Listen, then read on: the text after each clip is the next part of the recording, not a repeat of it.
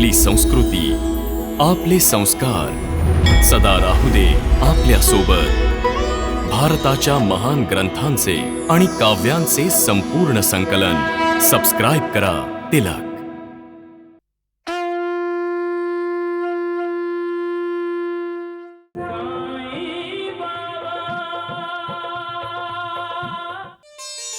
कसा आहेस मारुती बेटा? बाबा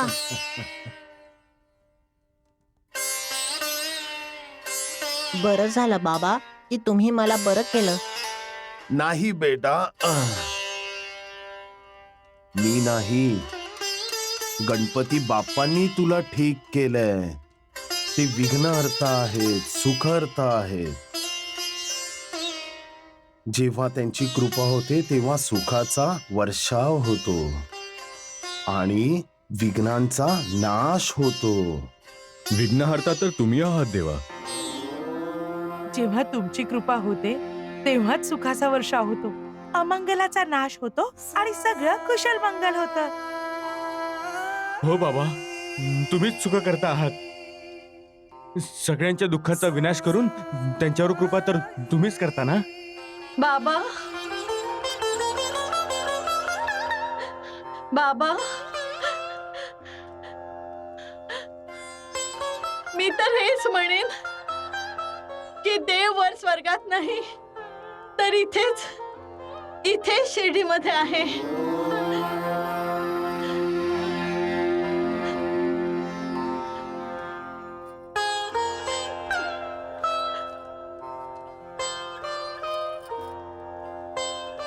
आणि द्वारका माईला आहे.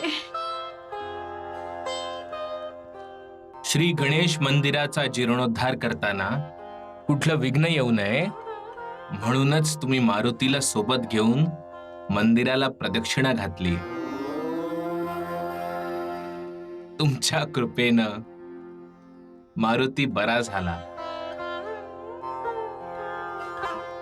पण तुमच्या या लीलेमुळे सगळ्या शिर्डीला हा संकेत मिळाला की गणपतीचं जुनं मंदिर जागृत देवस्थान आहे. आता दर्शनासाठी लोक शिर्डीतूनच नाही तर बाहेरून पण येतील. गर्दी जमेल आणि मंदिराच्या जीर्णोद्धारासाठी वर्गणी गोळा होईल. धन्य आहात तुम्ही साईनाथ, धन्य आहात. या कलियुगात चमत्काराशिवाय नमस्कार संभव नाहीये म्हाळसापती.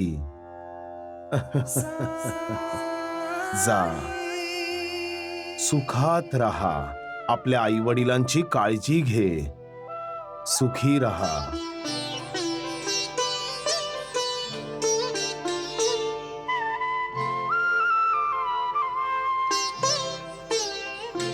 ओम जय साईनाथ, जय साईनाथ, आदि न अंत तुम्हारा, तुम्हें श्रद्धा नमन हमारा. ओम जय साईनाथ, जय साईनाथ, आदि न अंत तुम्हारा, तुम्हें श्रद्धा नमन हमारा. धरती पर रहकर प्रभु तुमने तन अंबर तक विस्तारा. ओम जय साईनाथ, जय साईनाथ, आदि न अंत तुम्हारा, तुम्हें श्रद्धा नमन हमारा. गणपती बाप्पा, गणपती बाप्पा, गणपती बाप्पा. जय गणेश हरे, श्री जय गणेश हरे. जय गणेश हरे, श्री जय गणेश हरे.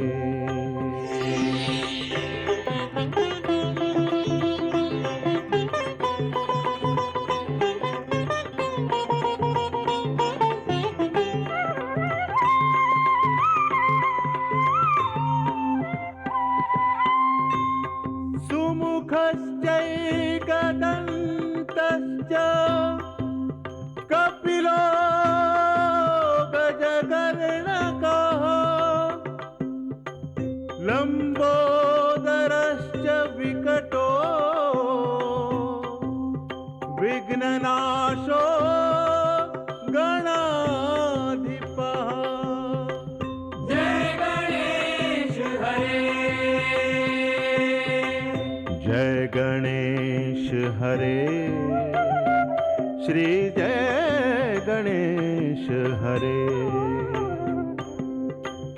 जय गणेश हरे जय गणेश श्री जय गणेश हरे जय गणेश हरे श्री जय गणेश हरे श्री जय गणेश हरे श्री जय गणेश हरे साईनाथ, तुमच्या कृपेने गणपतीच्या मंदिराचा जीर्णोद्धार झाला. सबका मालिक एक.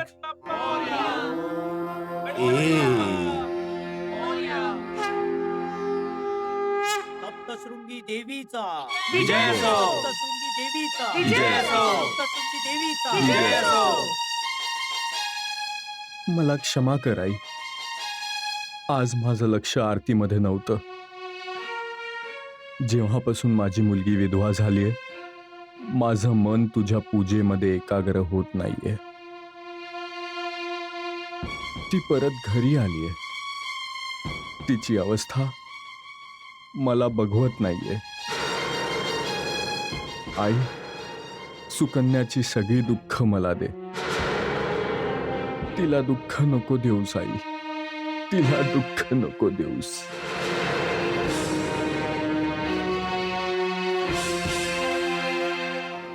जो दुसऱ्यांचे अश्रू तर पुसू शकतो, पण त्यांच्या डोळ्यातून वाहणाऱ्या अश्रूंना थांबवू शकत नाही.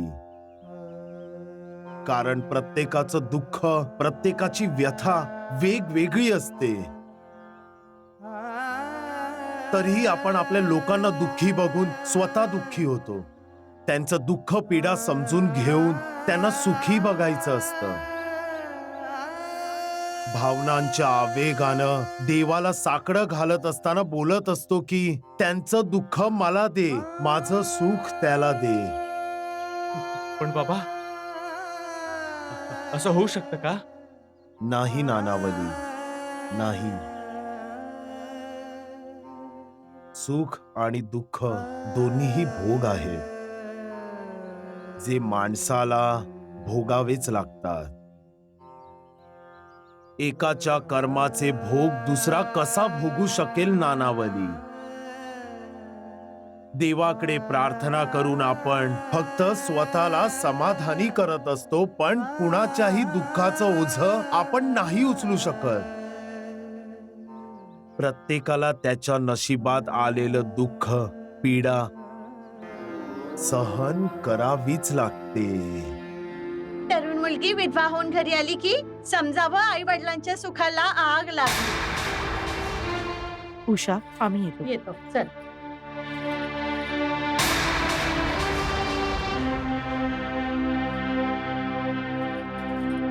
ऐकलंस का तू? लोक काय विचार करतायत तुझ्याबद्दल? कुठल्या जन्माचा बदला घ्यायला आलीयस तू? अगं भवाने, तुझ्याशी बोलतेय. बोलत का नाहीस? तू तर माझं जगणं मुश्किल करून टाकणार आहेस. हे तर ताईला तुझ्याबद्दल बोलायला पाहिजे आई. का तू द्वेष करतेस? ताईनं तुझं काय घोडं मारलंय? चुप. माझी ताई तर भोडी भाबडी आहे, फुलासारखी नाजूक. नेहमीच तुला ती आपली आई मानते. कधी कुठला त्रास देत नाही तुला. तरीही तू त्रास तर तू घेऊन आलायस माझ्यासाठी. कुणी सांगितलं होतं तुला तिला विधवा आश्रमातून इथे आणायला? बोल. कुणाला विचारून गेला होतास तू हिच्या सासरी? अरे, मी तुला जन्म दिला आहे. तुझ्या या ताईने तुला दिलंय तरी काय? सांगू का? ताईने मला आईचं प्रेम दिलं. काय म्हणाला? आईचं प्रेम?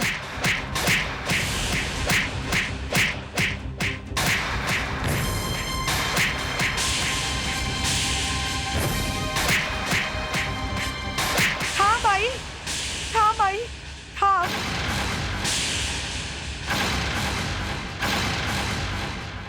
मारू नको नकोस माझ्या गोपीला, मारू नकोस त्याला. ताई ताई गोपी, ताई गोपी, ताई. माझा छोटासा भाऊ, माझा प्रेम. ताई आ, आ, आ, आ, आ, आ, आ, आ. जो दुसऱ्यांचं वाईट चिंततो, करतो, विचार देखील करतो, तर त्याचं वाईटच होतं. म्हणूनच प्रत्येकाच्या भल्याचाच विचार केला पाहिजे. हे जे जीवन दिलंय ना, ह्याची गाडी चांगुलपणा आणि वाईटाच्या 2 चाकांवर चालत असते नानावली. असत्य आणि वाईटपणा खूप प्रयत्न करत असतात या गाडीला थांबवण्याचा, पण थांबवू शकत नाही. आ, आ, आ, आ.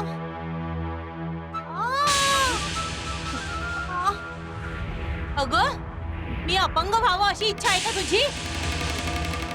ताई तर तुझ्या दुखावलेल्या पायाला मलम लावत आहे. तू शांत बस गोपी. पतीला खाऊन टाकलं हिने, आता मला इकडे लंगडी बनवायला आलीये ही. हा गोपी तर लहान मुलगा आहे, ह्याला अक्कल नाहीये, पण तुला तर अक्कल असायला हवी होती ना. आली त्याचं बोट पकडून इथं. अगं, सासरच्या कुठल्या तरी विहिरीत उडी मारून जीव का नाही दिलास तू स्वतःचा? आई ताई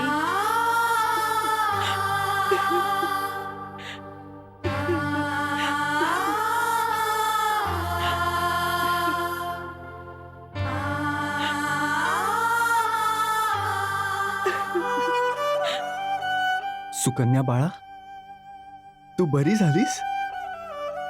धक्क्यातून सावरलीस तू? आई, अरे आ. काय झालं? दिसत नाहीये का की माझा पाय मुरगळलाय म्हणून? हो, एकाच पायाला? हो, मग तुमची इच्छा काय आहे की माझे दोन्ही पाय मुरगळावेत का?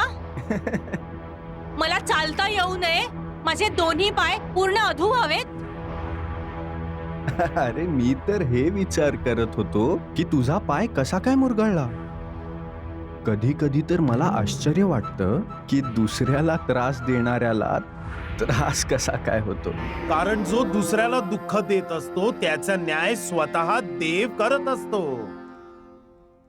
आणि देवाचा न्याय अगदी सरळ आहे.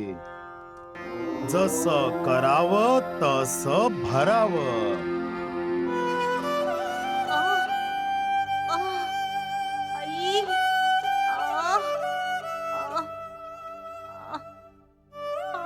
मी आई सप्तशृंगीचा ऋणी आहे. माझी प्रार्थना ऐकली आईने. माझी मुलगी बरी झाली.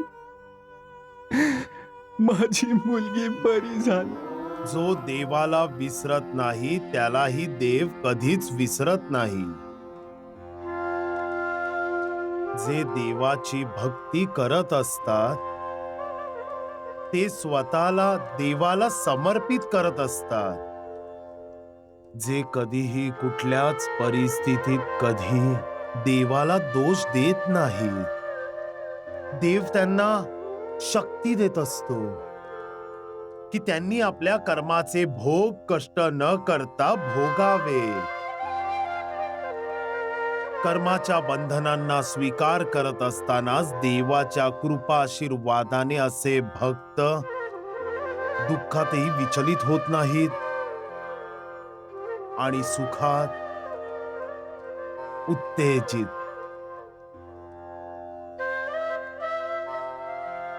सबका मालिक एक. हो, मला सांगितलं होतं त्यांनी. अरे बाबा गुरुजी, बाबा हे बघा कसे वैद्यभावांच्या घरी राहून या ढेरपोटाचं पोट बाहेर येऊन आपल्याकडे बघताय. निंदा करणं चांगलं नाहीये नानावली. अरे गुरुजी, मी निंदा करत नाहीये, मी तर प्रशंसा करतोय द्वारकानाथजींची. कसे वैद्यभावांच्या घराच्या आत बसलेत. तू सुद्धा द्वारकामाईमध्ये बसला आहेस. नक्कीच. अरे नानावलीचं बोलणं खरं होत असतं वैद्यबुवा. हा हो वैद्यबुवा, तुम्ही बघाच, काही दिवसातच तुम्ही घराच्या बाहेर असाल आणि हा ढेरपोटा घराच्या आत असेल, आत. अरे चुप्प बस माकडा. स्वतःचं भलं व्हावं असं वाटत असेल ना तर गपचूप निघ इथून. राम राम. सत्यवचन, सत्यवचन. हेच वचन तुम्ही द्वारकानाथजींना पण सांगून टाका. बोला बोला. तुमचं कल्याण होईल वैद्यबुवा. हा. ए हैदराबादी, तुझ्या जिभेला आवर घाल, नाहीतर तुला हैदराबादला पाठवेन. अरे जोपर्यंत साईबाबा आदेश देत नाहीत ना तोपर्यंत मी शिर्डी सोडून जाणार नाहीये हा. द्वारकानाथजी. तुझ्या साईबाबांनी मला तरी कुठे सांगितलं शिर्डी सोडून जायला? तर मग मी का जाऊ सांग? बघितलं ना तुम्ही किती चतुर माणूस आहे ते. असा तर नेहमी बाबांच्या विरुद्ध बोलतो, आणि जिथे स्वतःचा फायदा असतो तिथे जय जयकार करतो बाबांचा. आहे ना ढोंगी पाखंडी. हा धोंडू. हो सत्यवचन. अरे गप्पा बस मूर्खा. तू निघ इथून माकडा. अरे राम राम राम. खरं तर सांगून गेला तो. काय खरं सांगून गेला? हा अरे संपूर्ण दिवसाच्या दिवस आराम करण्यासाठी विधवा होऊन माहेरी आलीये का? अरे सासरच्या कुठल्या तरी विहिरीत उडी मारून जीव का नाही दिलास तू तुझा? पतीला खाऊन बसले आहे, आता इथे मला अपंग बनवायला आलीये?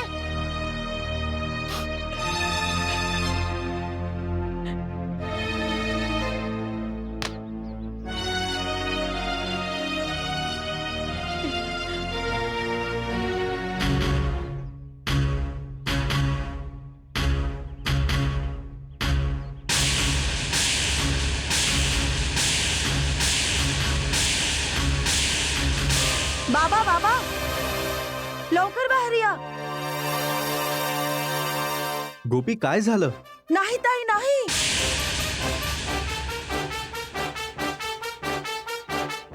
तू विहिरीजवळ उभी राहून काय काय करत होतीस? बाबा, मला वाटलं की ताई उडी मारायला निघाली आहे. ये ये ये बेटा.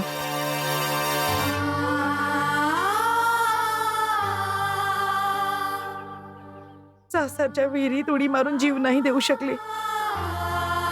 मग विचार केला की माहेरच्या विहिरीत उडी मारून आईचा त्रास तरी दूर करू शकेन मी. आणि आपल्या वडिलांना आयुष्यभरासाठी त्रास देऊन जाणार होतीस? तू असं काहीही करणार नाहीयेस ज्यामुळे मी आयुष्यभर स्वतःला माफ करू शकणार नाही. आई सप्तशृंगी सगळं ठीक करेल. ज्या मुलीने लग्नाच्या काही दिवसातच आपल्या पतीला गमावलं असेल, जिची आई तिच्या जिवंत राहण्याला शाप समजते, तिचं काहीच ठीक होऊ शकत नाही. काहीच ठीक होऊ शकत नाही बाबा. बेटी,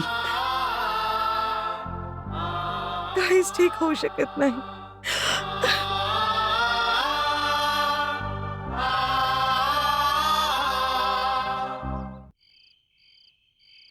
एक ना एक दिवस प्रत्येकाला सगळं सोडून जायचंय म्हाळसापती. खंडोबा तुझं कुलदैवत आहे आणि जेजुरीत जी खंडोबाची यात्रा भरणार आहे त्या यात्रेला जाण्याचा तुझा विचार आहे ना म्हाळसापती? नाही साईनाथ, मी माझा विचार बदललाय. का? कारण तुम्हीच माझे खंडोबा आहात. आपल्या कुलदेवतेचं दर्शन आणि त्याची पूजा तर सगळ्यांनीच केली पाहिजे. ज्यांच्या सोबत कुलदेवतेचा आशीर्वाद आहे त्यांच्या कुळाचा उद्धार निश्चित आहे. तू जेजुरीला जा आणि तुझ्या कुलदेवतेचं दर्शन घेऊन शिर्डीला परत ये. मी तुझ्या सोबत राहीन म्हाळसापती. जशी आज्ञा साईनाथ. तर तुम्ही मला शिर्डीमध्ये एकटीला सोडून जेजुरीला जाणार आहात? मग तूही चल माझ्या बरोबर. आले असते, मी तुमच्या बरोबर नक्की आले असते. जर तुमच्या खंडोबानं माझ्या एकुलत्या एक मुलाला वाचवलं असतं अरे त्याने तर आपलं सगळं सुख, सगळा आनंद आपल्यापासून हिरावून घेतला.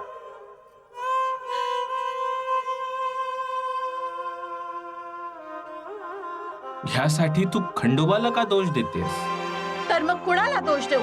साईबाबाला? सुशीला, हे तू काय बोलते आहेस? खरं बोलते मी. आपल्या मुलाला कोणीच हिरावून घेतलं नाही. त्याचा आणि आपला सहवासच इतक्याच वर्षांचा होता.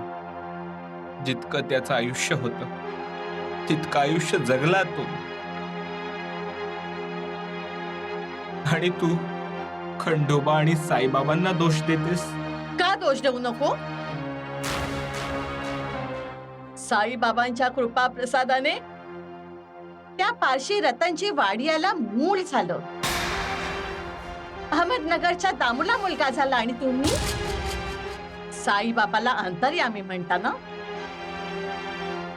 साईबाबांना हे माहित नाहीये का की तुमचा एकुलता एक मुलगा जो आता नाहीये, त्यांना हे समजत नाही की तुम्हालाही मुलाची गरज आहे?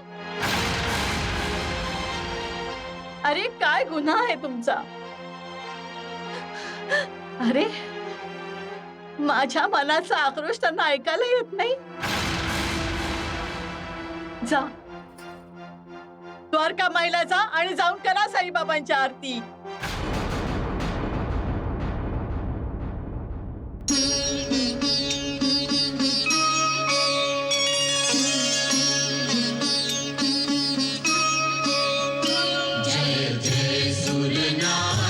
जन सुखदायक प्रणतपाल भगवंता, ओझित हितकारी जय असुरारी, सिंधु सुता प्रिय कंता, आनन सुरधरणी अद्भुत करणी, मर्म न जानई कोई, जो सहज कृपाला दीन दयाला अनुग्रह सोई.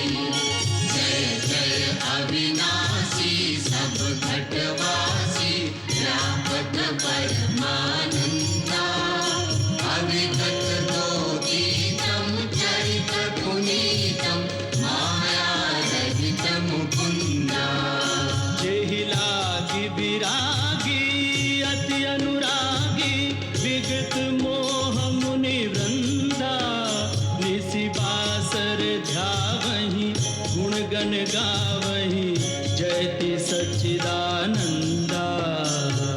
जयति सच्चिदानंदा, जयति सच्चिदानंदा, जयति सच्चिदानंदा.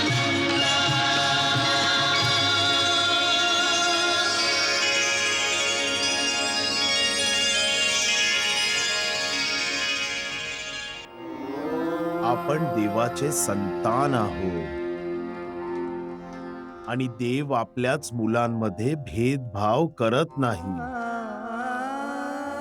तरीही माणसा माणसात फरक असतोच.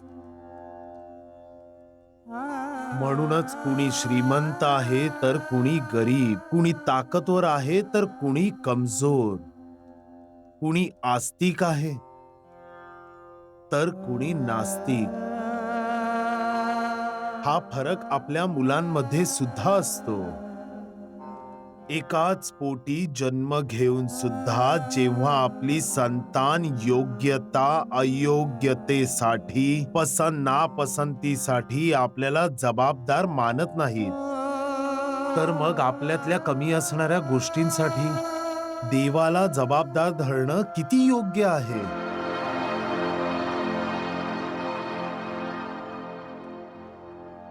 आपल्याला हवा असतो पैसा, सुख, ऐशो आराम, संतान. पण आपण हे विसरून जातो की तेच होत असतं जे आपल्या नशिबात लिहिलेलं असतं. नशिबात लिहिलेलं कोणीच मिटवू शकत नाही. आता हे नशीब कसं तयार होतं? आपल्या कर्मांनी. कर्म आपण करतो आणि दोष देवाला देतो.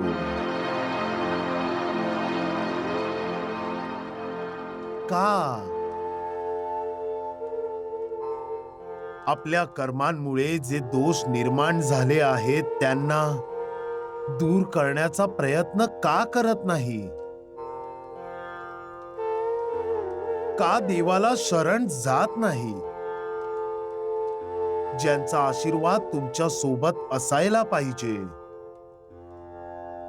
देव तर सगळीकडे आहे. तो तुझ्यात आहे, माझ्यात आहे, या द्वारका माईमध्ये सुद्धा आहे. त्याचे हजारो लाखो हात आहेत, कान आहेत, डोळे आहेत. तो सगळं ऐकत असतो, सगळं बघत असतो आणि सगळं जाणतो. शिर्डीतच राहणारा नाही तर जगाच्या कुठल्याही कोपऱ्यात राहणारा आहे. सगळं त्याच्या आशीर्वादानं चाललंय. त्याला आपल्या आतला आक्रोश सुद्धा ऐकायला येतो.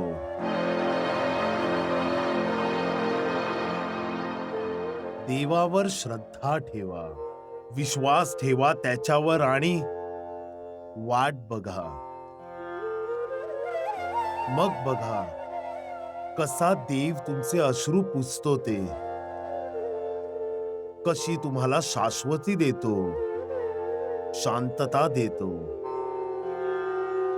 लक्षात ठेवा, तुमचं लक्ष देवाकडे असो किंवा नसो, देवाचं लक्ष तुमच्याकडे आहे. सबका मालिक एक.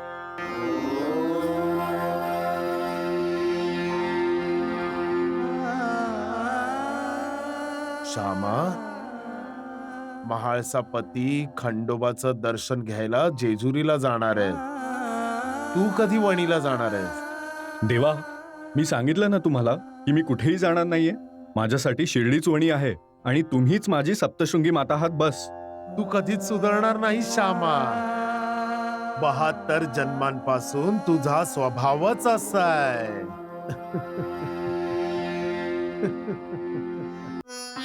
साईबाबांनी आज तुम्हाला परत वणीला जायला सांगितलंय. अरे तू का माझ्या मागे लागलीयस? मी किती वेळा सांगितलंय मी कुठेही जाणार नाहीये.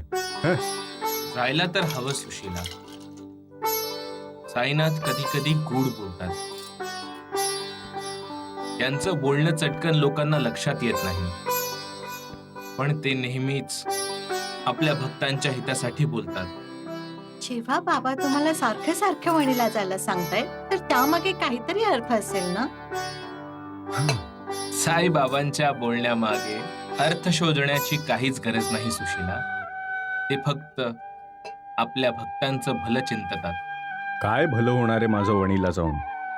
तिथे आपली कुलदेवी आहे, आई सप्तशृंगी. काय गरज आहे आपल्याला कुलदेवीचे दर्शन घ्यायची, जेव्हा की आपले देव इथे शिर्डीमध्ये आहेत. भक्तांना साईबाबामध्येच विठोबा, राम आणि दुसऱ्या देवांचं दर्शन झालंय. असं असूनही साईनाथ मला जेजुरीला खंडोबाच्या दर्शनासाठी पाठवतायत.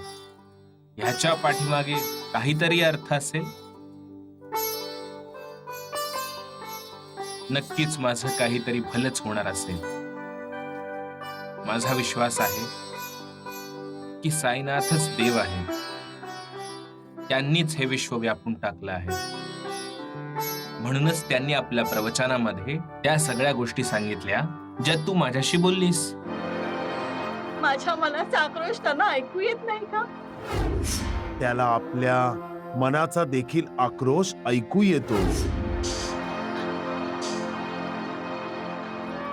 रडू नकोस सुशीला. साईनाथांच्या परवानगीशिवाय झाडाचं पान सुद्धा हलू शकत नाही. त्यांनी मला जेजुरीला जायची परवानगी दिली आहे. माझ्या गुरुच्या आज्ञेचं पालन करणं माझं कर्तव्य आहे.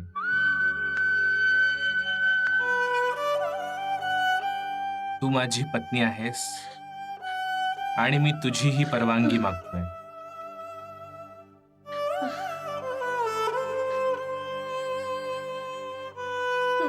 शांत हो बाळा, शांत हो.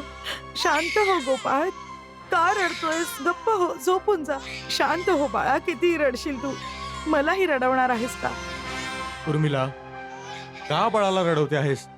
जे त्याला हवंय ते दे ना. मी काय करू? त्याला भूक लागली आणि त्याला खाऊ घालण्यासाठी माझ्याकडे काहीच नाहीये. तुम्हाला माहितीये का, सकाळपासून घरात चूल पेटली नाहीये. माहित नाही अजून किती दिवस नाही पेटणार. जी मजुरी आपण करत होतो त्यातून खूप मुश्किलीने पोट भरत होतं आणि आता तर ते काम सुद्धा राहिलं नाहीये. काय आहे? शांत बस.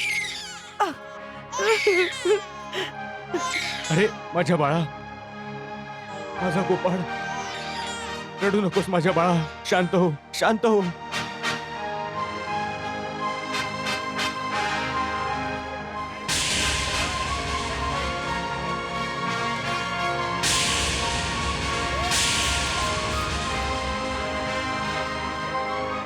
अरे दुकानासमोर इथं का उभी आहेस? बाजूला हो, ग्राहकांना येऊ दे. दादा, थोडं दूध मिळेल का? हो मग या ना, या या.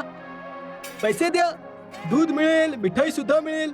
पैशाने काय मिळत नाही सांगा? पैसे? पैसे नाही आहेत का? भीक मागायला माझंच दुकान सापडलं का? दादा, माझं बाळ घरी उपाशी आहे. तो रडतो आहे. थोडस दूध द्या ना. मी तुमचे सगळे पैसे नंतर देईन. बाळाच्या नावानं भीक मागायला लाज नाही वाटत? जा निघितून.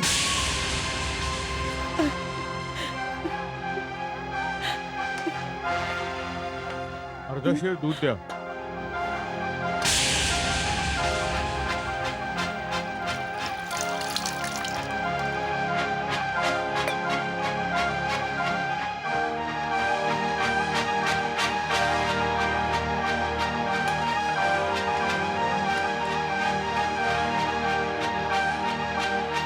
हे साई बाबा, मला माफ करा आज.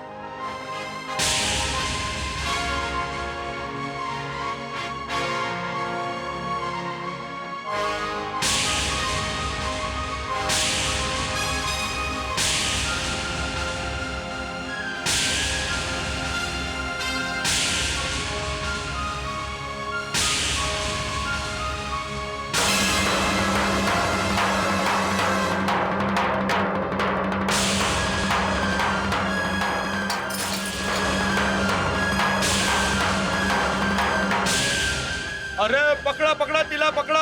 अरे पकडा तिला, पकडा. दूध घेऊन पळून चालली आहे, पकडा. हेच कलियुग आहे. इथं सज्जन दुर्जन बनतो, साधू चोरी करतो, भक्त आसक्त बनतो आणि आसक्त भक्त. इथं दाता सुद्धा याचक बनतो. दुसऱ्यांच्या झोळ्या भरणाऱ्याला स्वतःसाठी झोळी पसरावी लागते. हीच महिमा आहे कलियुगाची. कुणावरही वाईट वेळ येऊ शकते, पण आपल्यावर वाईट वेळ असतानाही जो माणूस वाईट काम करत नाही तो महान असतो. सबका मालिक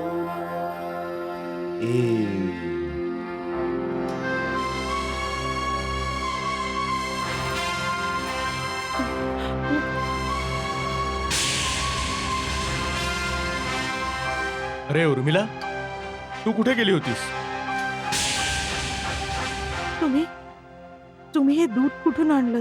गंगाताईंनी दिलं.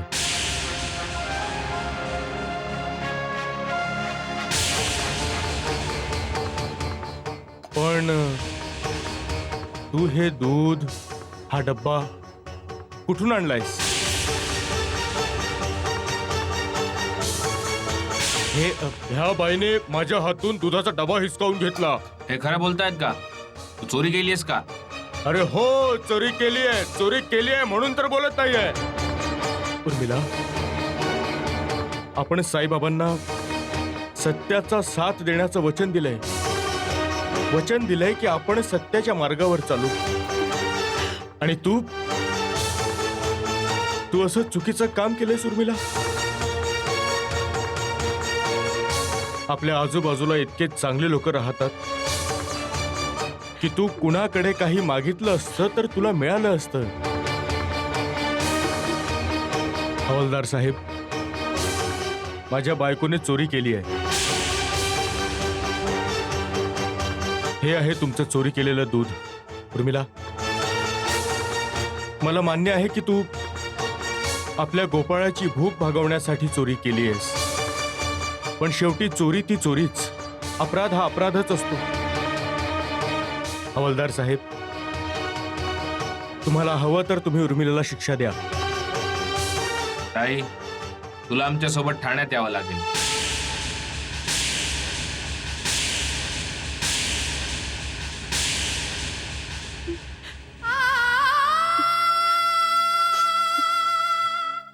माझ्या गोपाळची काळजी घ्या. याला आईचे प्रेम सुद्धा द्या.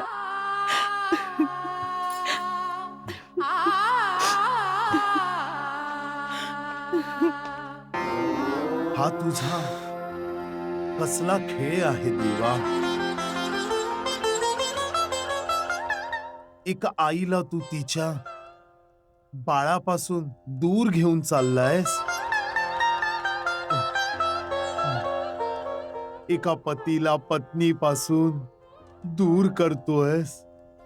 तू नीर शीर विवेकासाठी प्रसिद्ध आहेस. मग अशी खेळी का करतोयस देवा. मला तर भीती वाटते देवा की एकदा सत्याच्या मार्गावर चालणारा माणूस संकटाचा सामना करता करता थकून गेला तर तो असत्याचं बोट पकडून चुकीच्या मार्गावर निघून जाईल. अशा प्रकारची अग्निपरीक्षा घेऊ नकोस देवा. कठोर होऊ नकोस.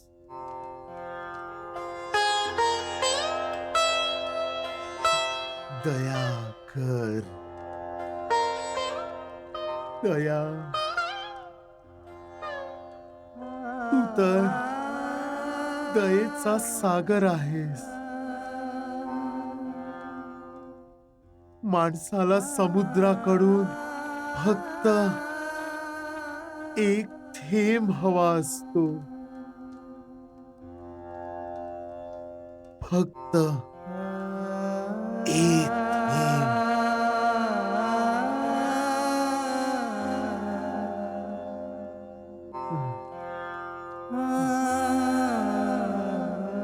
सबका मालिक हे